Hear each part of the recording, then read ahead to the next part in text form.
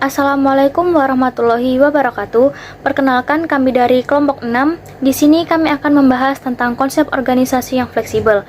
Sebelumnya, izinkan kami perkenalan diri terlebih dahulu. Perkenalkan, nama saya Tiara Putri Nurhayati dengan NIM 1412210045. Perkenalkan, nama saya Nini Multia Rahmah dengan NIM 1412210051. Perkenalkan, nama saya Angesti Tias Utami dengan NIM 1412210013. Perkenalkan, nama saya Hilmi Yumna Insani dengan NIM 141221020. Halo, perkenalkan, nama saya Usman Nur Afandi dengan nomor NIM 141221019. Perkenalkan, nama saya Laura Vika Fidliana dengan NIM 141221004. Pertama-tama, saya akan membahas tentang definisi organisasi.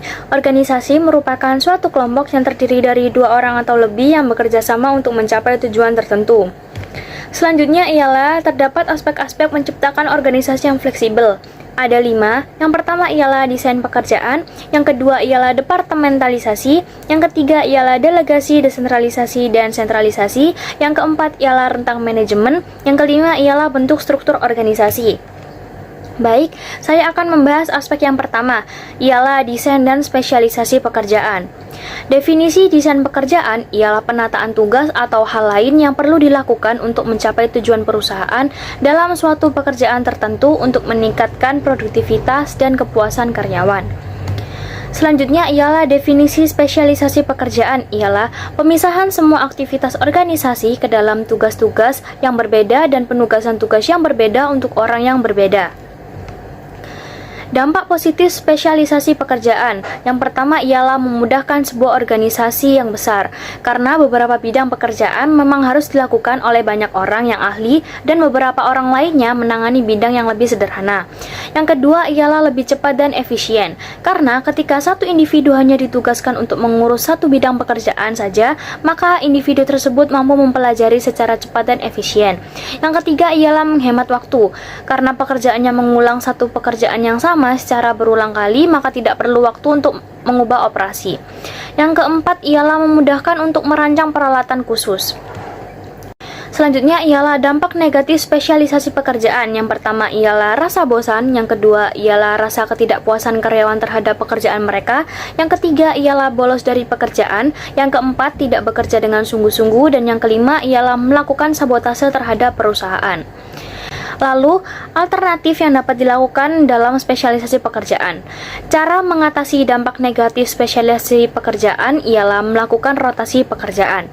Rotasi pekerjaan adalah pergeseran sistematis pada karyawan untuk melakukan pekerjaan yang lain dengan harapan dapat menghilangkan rasa bosan karyawan pada satu bidang kerja tertentu. Aspek yang kedua adalah departementalisasi. Apa sih departementalisasi itu? Departementalisasi merupakan suatu proses pengelompokan pekerjaan menjadi unit-unit yang dapat dikelola. Pada umumnya dalam dunia bisnis, departemen dikelompokkan menjadi 4 bagian, yaitu yang pertama adalah berdasarkan fungsi, yang kedua berdasarkan produk, yang ketiga berdasarkan lokasi, yang keempat berdasarkan konsumen. Yang pertama adalah berdasarkan fungsi, yaitu pengelompokan dilakukan berdasarkan aktivitas organisasi yang sama. Kelebihannya, pengawasan lebih sederhana dan koordinasi lebih mudah dikarenakan semua orang terlibat dalam aktivitas yang sama. Kerugian dari pengelompokan berdasarkan fungsi ini adalah menyebabkan pengambilan keputusan yang lambat dan cenderung menekankan departemen daripada organisasi secara keseluruhan. Yang kedua adalah departemen berdasarkan produk. Maksudnya, berdasarkan jenis produk biasanya dilakukan oleh perusahaan besar dan telah berdiri lama, dan umumnya memproduksi dan menjual berbagai produk. Departementasi ini mempermudahkan adanya pengambilan keputusan dan integrasi aktivitas yang terkait dengan setiap produk. Yang ketiga, berdasarkan lokasi. Ditentukan berdasarkan letak geografis suatu kegiatan yang dilakukan. Departementasi berdasarkan wilayah dapat mempermudah suatu organisasi untuk menanggapi tuntutan atau prasyarat unik dari setiap lokasi yang berbeda-beda.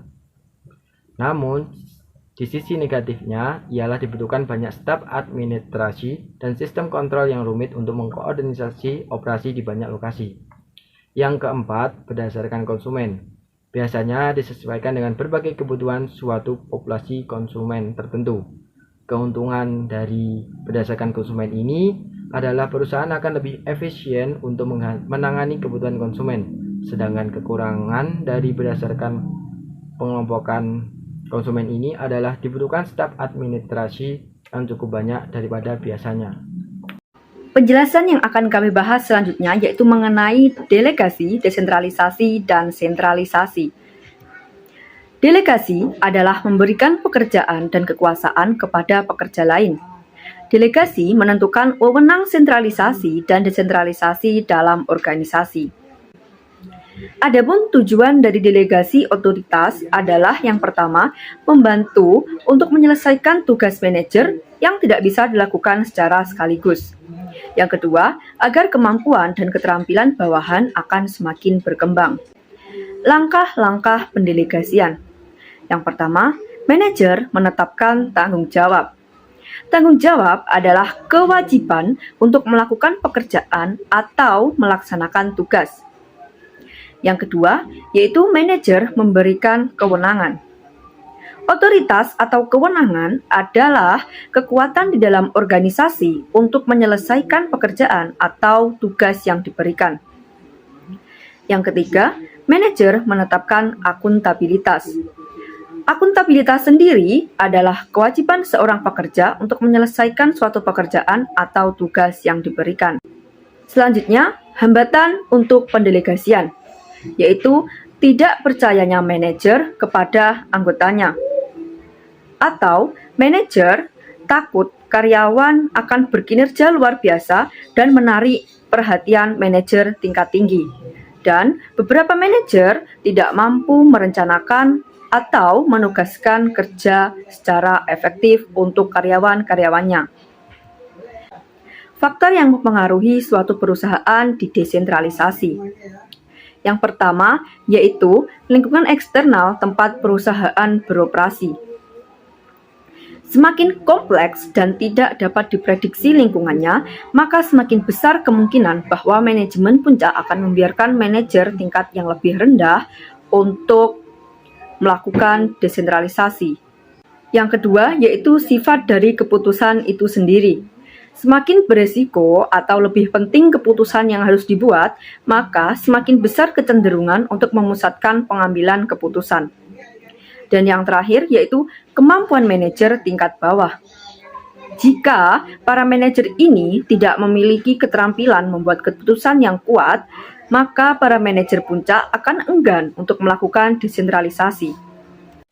Langkah selanjutnya dalam mengorganisir bisnis adalah membangun rentang manajemen atau rentang kendali. Apa sih rentang manajemen? Rentang manajemen adalah kemampuan manajemen untuk melakukan koordinasi secara efektif yang sebagian besar tergantung jumlah bawahan yang melapor kepadanya. Rentang manajemen dibagi menjadi dua, yakni rentang manajemen luas dan rentang manajemen sempit. Rentang manajemen memainkan peran langsung dalam menentukan ukuran organisasi. Ukuran organisasi adalah jumlah lapisan atau tingkat manajemen dalam perusahaan. Nah, tadi kan rentang manajemen dibagi menjadi dua. Yang pertama, rentang manajemen luas. Biasanya terjadi ketika manajer memiliki jumlah bawahan atau anggota lebih banyak. Selain itu, rentang manajemen harus luas ketika manajer dan bawahan sangat kompeten. Yang kedua, organisasi memiliki seperangkat prosedur operasi standar yang sudah mapan. Yang ketiga, sedikit masalah baru diperkirakan akan muncul. Jika rentang manajemen luas, diperlukan level yang lebih sedikit dan organisasi datar. Rentang manajemen yang kedua adalah rentang manajemen sempit. Rentang manajemen yang sempit terjadi ketika manajer hanya memiliki beberapa bawahan saja. Rentang manajemen harus sempit ketika ada beberapa hal. Yang pertama adalah pekerja secara fisik terletak jauh satu sama lain. Yang kedua, manajer memiliki banyak pekerjaan yang harus dilakukan selain mengawasi pekerja. Yang ketiga, banyak interaksi diperlukan antara supervisor dan pekerja. Yang keempat, masalah baru sering muncul. Jika rentang manajemen sempit, diperlukan level yang lebih besar dan organisasi yang dihasilkan tinggi. Aspek yang kelima yaitu bentuk struktur organisasi. Yang pertama ada struktur garis atau bisa disebut dengan the line structure. Dalam hal ini, rantai komando berjalan langsung dari orang ke orang di seluruh organisasi. Contohnya, karyawan per jam mungkin melapor ke asisten manajer dan asisten manajer melapor ke manajer toko dan manajer toko melapor kepada pemilik. Ciri-ciri dari struktur garis ini, yang pertama ada bentuk struktur organisasi paling sederhana dan tertua. Yang kedua, manajer yang menggunakan struktur ini dinamakan manajer lini. Manajer lini ialah posisi seseorang membuat keputusan dan memberi perintah kepada bawahan untuk mencapai tujuan organisasi. Kesederhanaan dalam rantai komando ini membuat manajer lini cepat dalam mengambil keputusan dengan akuntabilitas langsung, karena pengambilan keputusan hanya memiliki satu supervisor untuk melapor. Tetapi dalam struktur garis ini biasanya hanya digunakan oleh perusahaan-perusahaan kecil, tidak digunakan oleh perusahaan menengah maupun perusahaan besar, karena dalam struktur ini memiliki kelemahan, yaitu manajer lini bertanggung jawab atas banyak aktivitas sehingga harus memiliki pengetahuan yang luas. Yang kedua yaitu struktur lini dan staff atau biasa disebut dengan the line and staff structure. Dalam hal ini memanfaatkan rantai komando dari struktur garis dan menyediakan manajer lini dengan spesialis yang disebut dengan manajer staff. Ciri-ciri dari struktur ini, yang pertama ada manajer staff memberikan dukungan, saran, dan keahlian kepada manajer lini sehingga menghilangkan kelemahan utama dari struktur lini serta memiliki wewenang atas asisten mereka. Yang kedua, manajer lini memiliki otoritas lini, yang berarti mereka dapat membuat keputusan dan mengeluarkan arahan yang berkaitan dengan tujuan organisasi. Yang ketiga, manajer staff memiliki otoritas penasehat atau otoritas fungsional. Otoritas penasehat adalah harapan bahwa manajer lini akan berkonsultasi dengan staf yang tepat ketika membuat keputusan. Sedangkan otoritas fungsional adalah wewenang manajer staf untuk membuat keputusan dan mengeluarkan arahan tentang bidang keahlian mereka. Yang ketiga ada struktur matriks, yakni menggabungkan garis otoritas vertikal dan horizontal, membentuk matriks dalam bagan organisasi. Terdapat ciri-cirinya ada 4, yakni yang pertama, struktur matriks terjadi ketika departementalisasi produk ditumpangkan pada organisasi yang terdepartementalisasi secara fungsional. Yang kedua, otoritas mengalir baik ke bawah maupun ke seberang, dan individu melapor ke lebih dari satu atasan pada saat yang bersamaan. Yang ketiga, terdapat tim lintas fungsi, terdiri dari individu dengan berbagai spesialisasi, keahlian, dan keterampilan yang disatukan untuk mencapai tugas bersama. Tim lintas fungsi ini bertanggung jawab untuk mengembangkan produk baru. Yang keempat, manajer yang bertanggung jawab ialah manajer proyek. Setiap individu yang bekerja dengan tim melapor kepada manajer proyek dan atasan individu di departemen fungsional. Yang keempat, ada struktur jaringan, yakni organisasi virtual yang memiliki fungsi utama yang dilakukan seperti teknik, produksi, pemasaran, dan keuangan yang dikontrakkan ke organisasi lain. Dalam struktur jaringan, manajer mengoordinasikan dan mengendalikan hubungan yang bersifat internal dan eksternal bagi perusahaan. Sekian pemaparan materi yang dapat kami sampaikan. Mohon maaf jika ada kesalahan kata. Terima kasih telah meluangkan waktu untuk menonton video ini. Wassalamualaikum warahmatullahi wabarakatuh.